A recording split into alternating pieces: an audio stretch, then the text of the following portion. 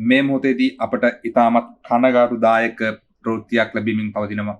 ඒ ඉන්දියාවේ අහම්බාත් ගුවන්තොටුපළේ සිදු ගුවන් යාන අනතුරක් සම්බන්ධව ගුවන් මගින් 232ක් සහ කාර්ය මණ්ඩලයේ 12 දෙනෙකු රැගෙන ඉන්දියාවේ අහම්බාත් සිට ලන්ඩන් ගැට්වික් ගුවන්තොටුපළ බලා පියාසර කරමින් තිබූ එයා ඉන්දියා ගුවන් සේවයට අයත් බෝයින් 787 ගුවන් යානය තමයි මෙම ගුවන්ගත වී තප්පර කිහිපයක් තුළ කඩා වැටීමට පත් වෙලා තිබෙනවා.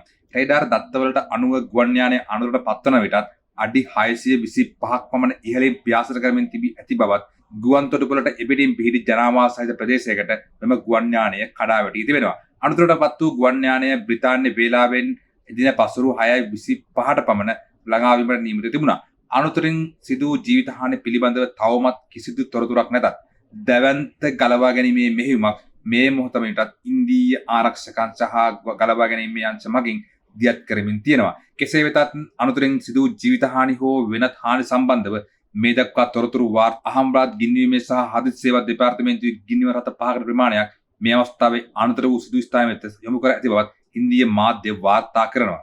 මේ පිළිබඳව ලැබෙන වැඩිදුර තොරතුරු සමග ඔබ අප හමු වීමට නියමිතයි.